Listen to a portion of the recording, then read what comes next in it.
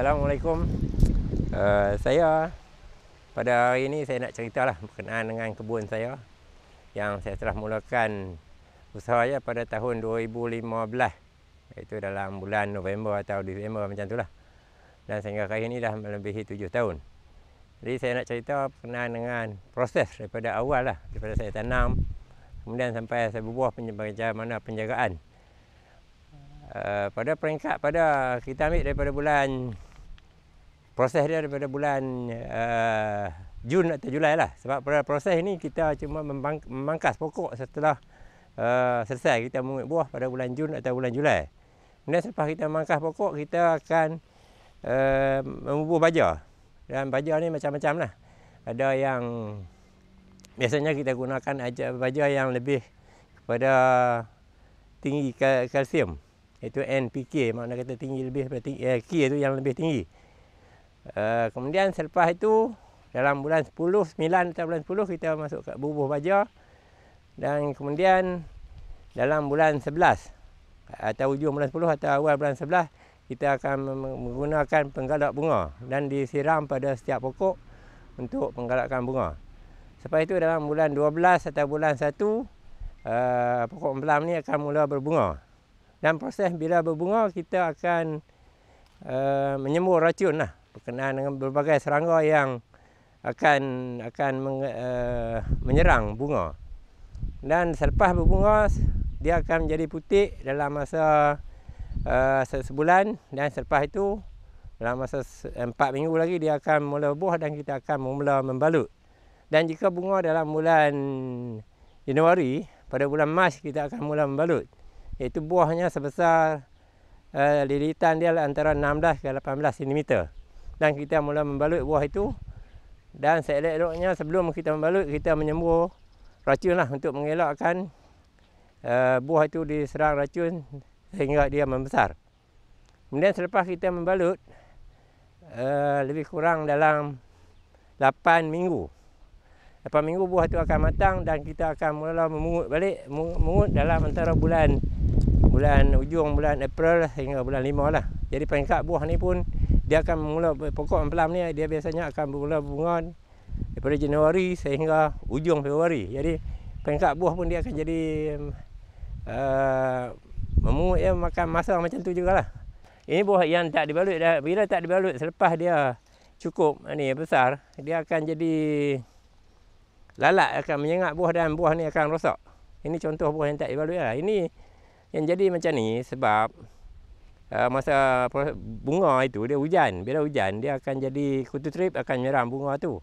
Tetapi kalau jadi buah pun dia akan jadi macam ni. Tapi kebanyakannya dia tak akan menjadi buah dan bunga itu akan gugur begitu saja. Jadi tak lekat. Jadi ini kalau dah berbalut, buah ni pun yang dibalut ni pun sebenarnya tak apa elok kulit dia. Sebab masa bunga hujan. Sebab itu kalau diperlis ni biasanya kalau ikut jadual apa orang kata fenomena biasa, bulan Januari dan Februari dia akan panas. Jadi masa itulah pokok ni yang seelok-eloknya berbunga. Kemudian selepas bunga pokok putih dalam bulan Mac, pokok buah tu akan berputih antara besar ini ataupun sebesar ibu kaki kita. Dia akan, hujan akan turun untuk membantu pembesaran buah tersebut. Jadi begitulah proses yang apa kata mangga harum manis. Tapi keadaan cuaca pada ketika ini, pada masa ini, dia kadang-kadang hujan tak menentu. Jadi bulan 2 bulan hujan turun. Jadi masa bunga hujan turun, jadi dia akan menimbulkan kerosakan. Kemudian proses penjagaan dia, racun biasanya saya akan lakukan peracunan dalam masa 2 minggu atau 3 minggu sekali. Dan berbagai racun. Racunnya biasanya kita selang-seli. Kita gunakan racun pada kali ini kita guna racun yang ni. Yang akan datang kita guna racun pula. Sebab kita nak mengelakkan daripada serangga tu imun dengan keadaan racun tu. Dan rumput saya akan mesin menggunakan mesin tolak dalam masa 2 minggu atau 3 minggu sekali. Tapi seelok-eloknya sebelum 2 minggu lah. Kalau selepas tu rumput panjang kita nak tolak pun berat dan keadaan ini permukaan pun tidak begitu cantik sebab dia rumput panjang. Jadi tanpa mengira musim. penjagaan rumput dia memang tanpa menjaga musim. Dan sepatutnya ni macam di pangkal pokok ni pun kita terpaksa bersihkan sebab untuk nak mengelakkan semut, penyerangan semut. Bila ada semut, dia serangga dia, seramut tu akan bawa serangga untuk menyerang pada pokok-pokok ni. Kadang nak cerita bab serangga di pokok ni memang macam-macam. Kadang-kadang apa nama kita tak pernah nampak pun daripada ni, memang kita boleh nampak benda-benda macam ni. Semut macam-macam dia akan naik atas semut atas. Kemudian serangga-serangga pada pokok malam-malam biasanya ada yang turun di bawah.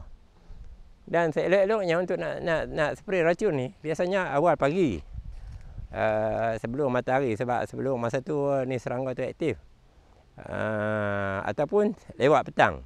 Itulah masa yang paling sesuai, paling berkenal lah. Tapi kadang-kadang dalam masa pembungaan ni kita boleh menggunakan di petang-petang, kita gunakan asap. Kita bakar sampah buat unggun api bagi asap tu naik untuk nak menghalau serangga tu. Itu pun adalah satu proses penjagaan secara tradisional. Ini dia dibalut 25 bulan 3. Tapi sekarang bila buah dah mula masuk, sebenarnya tempoh 8 minggu tu terlalu lama. Oh, ini buah ni dah rosak ni, nampak? Oh, tak boleh. Ni lah, tak mau ini rosak.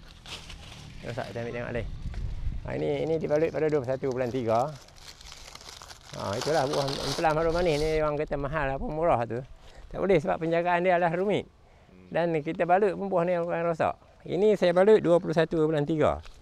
Kalau ikut apa orang kata tempoh matang secara ni, dia akan matang pada 21 bulan 5 ataupun 15 bulan 5. Jadi ini kira dah matang dan boleh dipungut dah ni. Jadi kalau kita nak tengok, biasanya pengalaman kita, kalau kita buka ni, kita tengok buah ni tua, adalah kita tengok macam mana dah matang. Ini kadang-kadang di sini ada dia macam dia rekuk ke bawah tu. Kemudian di sini dia lembut sikit. Itu buah tu dah cukup tua lah. Boleh dipungut lah. Tapi ini ujung-ujung musim memang kulit dia akan jadi macam ni. Tapi sebenarnya ini bukanlah satu masalah yang perlu dibincangkan lah. Kerana jangan lupa lah. Sekarang rasa dia masih lagi mengekalkan haruman.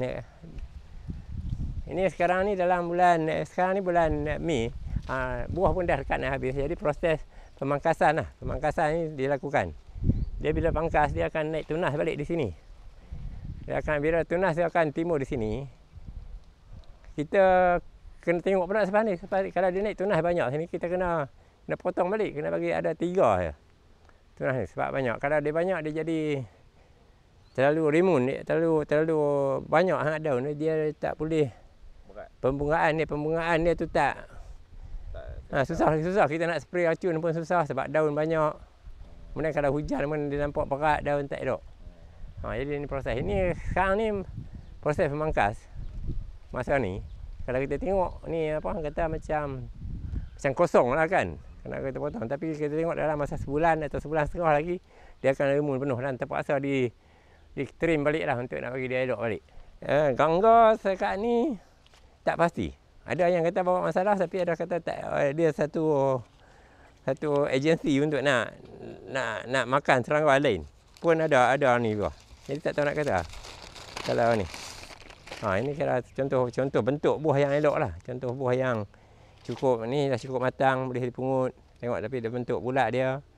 Kalau untuk pembeli, kalau nak beli, tengok buah yang macam ni lah. Ni kalau macam ni elok lah ni.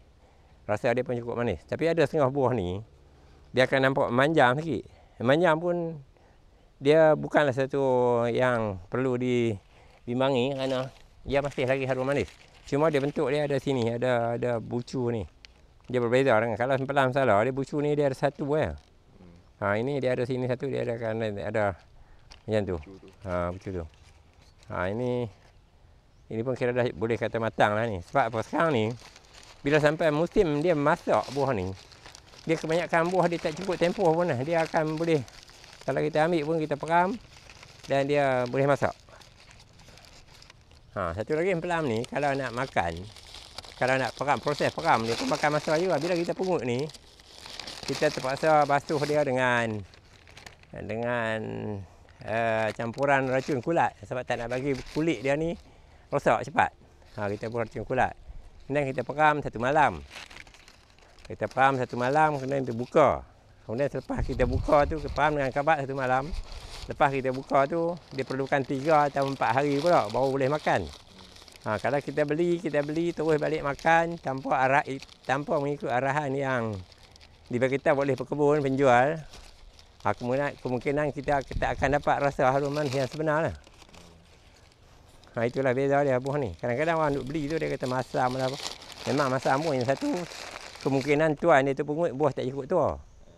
Buah tak ikut tua dia pungut, dia mungkin dia masam lah, dia faham pun dia tak mahu masak elok. Yang kedua, pembeli makan tak cukup masa yang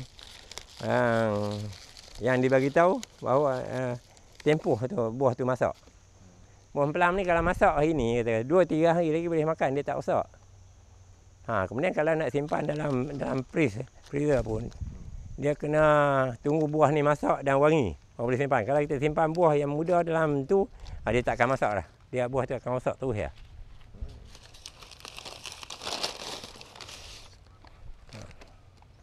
Ini satu contoh saiz buah yang cantik lah ni.